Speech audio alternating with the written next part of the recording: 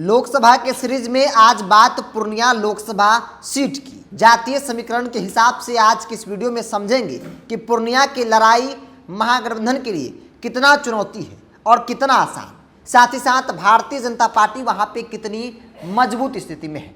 दरअसल नीतीश कुमार ने जब भाजपा का साथ छोड़ा तब भाजपा एक के बाद एक कई सर्वे कराई, जिसमें बिहार की दर्जन भर ऐसी लोकसभा की सीटें हैं जहां भारतीय जनता पार्टी चुनाव हारती आंकती नजर आ रही है, जिसमें से एक पूर्णिया लोकसभा क्षेत्र भी है। दरअसल पूर्णिया लोकसभा सीट के वर्तमान सांसद संतोष कुशवाहा है। 2014 में जदयू के टिकट पर चुनाव जीतकर संतोष कुशवाहा लोकसभा पहुंचे थे।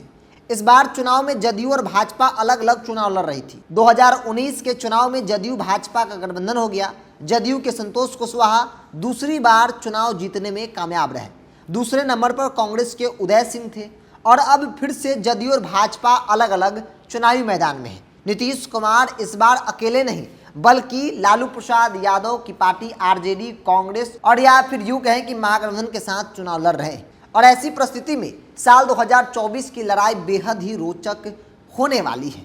आपको इस बात को समझने के लिए सबसे पहले पूर्णिया के जातीय समीकरण को समझना होगा।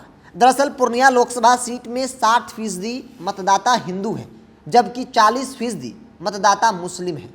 हिंदू मतदाताओं में 5 lakh SC ST, BC OBC मतदाता हैं, यादव 1.5 लाख हैं, ब्राह्मण 1.25 लाख हैं, राजपूत मतदाताओं की संख्या 1.25 लाख के आसपास है। इसके अलावा 1 लाख अन्य जातियों के मतदाता हैं। मुस्लिम मतदाताओं की संख्या तकरीबन 7 लाख है। कस्बा, कोढ़ा और बनम नक्खी में मुस्लिम मतदाताओं की संख्या अच्छी खासी मानी जाती है। बनमक्खी में यादव मतदाता भी अच्छी खासी संख्या में है। ब्राह्मण और राजपूत मतदाता धमदाहा, रुपौली और पूर्णिया के इलाके में अच्छी खासी है। SC ST और BC OBC मतदाता बनखन्नी और कोढ़ा में अधिक माने जाते हैं। तो ये वहाँ का जातीय समीकरण है जहाँ की सबसे बड़ी आबादी हिंदुओं की है 60% और 40% मुस्लिम मतदाता है। 14 के चुनाव में जेडीयू अलग चुनाव लड़ रही थी, लालू प्रसाद यादव की पार्टी भी अलग चुनाव लड़ रही थी। बावजूद भी जेडीयू के संतोष कुशवाहा चुनाव जीत जाते हैं। हालांकि 19 में नीतीश कुमार भाजपा के साथ चले गए और फिर संतोष कुशवाहा को मौका मिला, संतोष कुमार फिर से चुनाव जीत गए। यहाँ की सबसे बड़ी आबादी मुसलमानों की है, यादवों की है।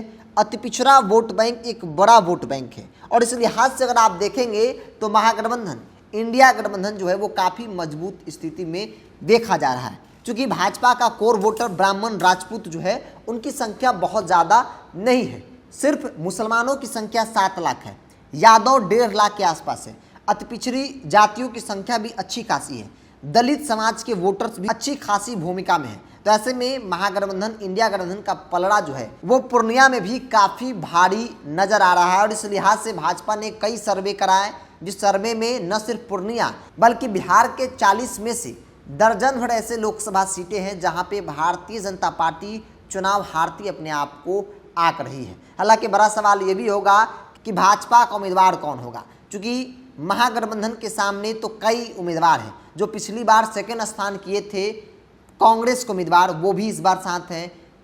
संतोष कुशवाहा है, आरजेडी भी वहाँ से चुनाव लड़ी है। तो ऐसे में देखने वाली बात होगी कि महागठबंधन, इंडिया गठबंधन किस पर अपना भरोसा जताती है। वही एनडीए के लिए भी एक बड़ी चुनौती के तौर पर पूर्णिया का लोकसभा क्षेत्र जो है वो देखा जा रहा है। बहरहाल इन सब चीज़ों को लेकर आप क्या सोचते हैं, आप अपनी राय को कमेंट्स बॉक्स में रखिए। अगर आप अपने चैनल को यूट्यूब पर देख रहे हैं तो सब्सक्राइब कर लीजिए, फेसबुक पर देख रहे हैं तो पेज को लाइक और फॉलो कर लीजिए।